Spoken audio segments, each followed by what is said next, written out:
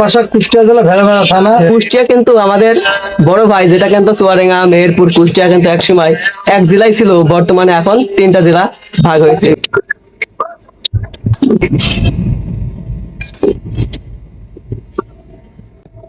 ভাই এই ট্রেনের মাথা চেঞ্জ করবে, আধা ঘন্টা অপেক্ষা করার পর তারপরে আমাদের এই ট্রেনের লোকাল ট্রেন আমাকে নাটোরে যেতে হবে।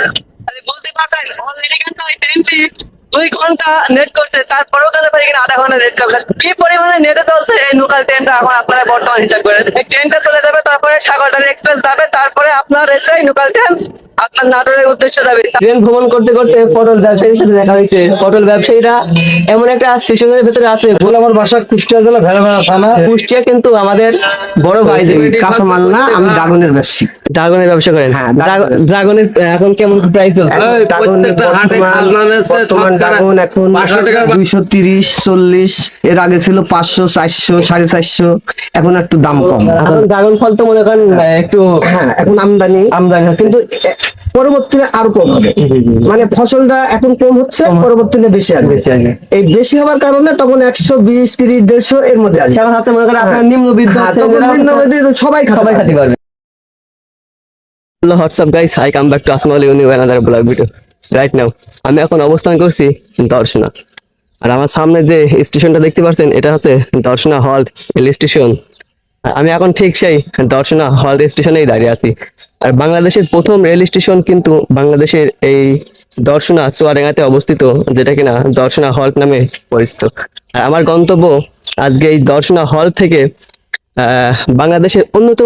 বাংলাদেশের অন্যতম স্থান পাকশি হার্ডিং ব্রিজ, যেটা কিনা ইস্ট বেঙ্গল অনুযায়ী 107 বছর আগে এই হার্ডিং ব্রিজটা নির্মাণ করা হয় পদ্মা সেতুর ওপর। এই পদ্মা সেতুটা ডিভাইড করেছে বাংলাদেশের অন্যতম 2টা জেলাকে, এক জেলা কুষ্টিয়া আর একটা পাবনা জেলা। আমাদের এই ট্রেনটি আসতে এখনো অলমোস্ট 25 মিনিট সময় লাগবে। আর আমাদের এই ট্রেনটি হচ্ছে বেতনা কমিউটার ট্রেন, যেটাকে আমরা বাংলা ভাষায় বলে লোকাল ট্রেন। আর আমি এখন যে রেল স্টেশনে অবস্থান করছি এটা হচ্ছে দর্শনা হল্ট রেলওয়ে স্টেশন। এই দর্শনা হল্ট রেল স্টেশন বাংলাদেশের প্রথম রেল স্টেশন হিসাবে স্বীকৃতি পেয়েছে, যেটা কিনা ইস্ট বেঙ্গল অনুযায়ী 1867 সালে এই দর্শনা স্টেশনটি নির্মাণ করা হয়। আজকে থেকে 200 বছর আগেকারের পুরাতন এই রেলওয়ে স্টেশন, যে রেল স্টেশন ধরেই কিন্তু বাংলাদেশের Kolkata Maitree express train, Mitali express train এবং বিশ্ব বাণিজ্য খাতের রেলওয়ে ব্যবস্থা চলাচল শুরু হয় এই দর্শনা রেল স্টেশন ধরে। আজ থেকে 200 বছর আগেকারের পুরাতন এই রেলওয়ে স্টেশনটি এ যেন এক কালের সাক্ষী হয়ে দাঁড়িয়ে রয়েছে। এই স্টেশনে রয়েছে একটি মাত্র প্ল্যাটফর্ম। এই স্টেশনে নেই কোনো ভালো যাত্রী ছাউনি, নেই কোনো যাত্রীদের বসার সুবিধা। এই স্টেশনে একটি মাত্র প্ল্যাটফর্ম হওয়ার কারণে প্রতিনিয়ত দুর্ভোগেই শিকার হয় দর্শনার যাত্রীরা। অলমোস্ট 25 মিনিট অপেক্ষা করার পর আমাদের বেতনা কমিউটার ট্রেনটি এইমাত্র দর্শনা হল্ট স্টেশনে প্রবেশ করলো, যেটা কিনা আমরা বলে থাকি লোকাল ট্রেন।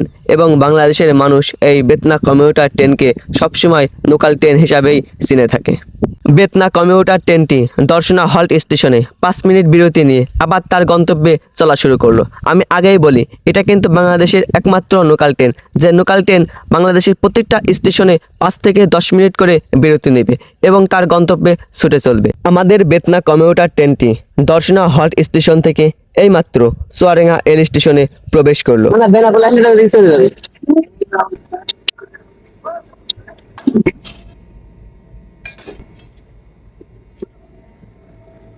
এই ট্রেনের মাথা চেঞ্জ করবে, আধা ঘন্টা অপেক্ষা করার পর তারপরে আমাদের এই ট্রেনের লোকাল ট্রেন আমাকে নাটোরে যেতে হবে। বলতে পারছেন অলরেডি কিন্তু ওই ট্রেনটি 2 ঘন্টা নেট করছে, তারপরেও কিন্তু পারি কিনা আধা ঘন্টা নেট করবে। কি পরিমাণে নেটে চলছে এই লোকাল ট্রেনটা এখন আপনারা বর্তমান হিসাব করে, এই ট্রেনটা চলে যাবে, তারপরে সাগরদারি এক্সপ্রেস যাবে, তারপরে আপনার এসে লোকাল ট্রেন আপনার নাটোরের উদ্দেশ্যে যাবে। ট্রেন ভ্রমণ করতে করতে পটল ব্যবসায়ীর সাথে দেখা হয়েছে। পটল ব্যবসায়ীরা এমন একটা স্টেশনের ভেতরে আছে, বলে আমার বাসা কুষ্টিয়া জেলা ভেড়ামারা থানা। কুষ্টিয়া কিন্তু আমাদের বড় ভাই, যেটা কিন্তু চুয়াডাঙ্গা, মেহেরপুর, কুষ্টিয়া কিন্তু এক সময় এক জেলায় ছিল, বর্তমানে এখন 3টা জেলা ভাগ হয়েছে। কাঁচামাল না, আমি ড্রাগনের ব্যবসায়ী। ড্রাগনের ব্যবসা করেন। হ্যাঁ, ড্রাগনের এখন কেমন প্রাইস চলছে? বর্তমান ড্রাগন এখন 230, 40, এর আগে ছিল 500, 400, 450, এখন একটু দাম কম। এখন দাম কম ড্রাগনে। এখন ড্রাগন ফল তো মনে করেন একটু হ্যাঁ, এখন আমদানি হচ্ছে। কিন্তু পরবর্তীতে আরো কম হবে। মানে ফসলটা এখন কম হচ্ছে, পরবর্তীতে বেশি আসবে। এই বেশি হওয়ার কারণে তখন 120, 30, 150 এর মধ্যে আসবে। সেখন আছে মনে করেন আপনার নিম্নবিত্ত হ্যাঁ, তখন নিম্নবিত্ত সবাই খেতে পারবে। আর এখন দেখা যাচ্ছে যে সবাই খেতে পারবে না। তার অর্থ সম্পদ আছে, সে খেতে পারছে। দেখা যাচ্ছে যে মনে করছে যে আমার ছেলের লেগে একটা লোক একটা কিনছে, আর তখন 1 কেজি কিনলেও সমস্যা নেই। এখন এই জন্য ড্রাগনটা এই মাসটার পরে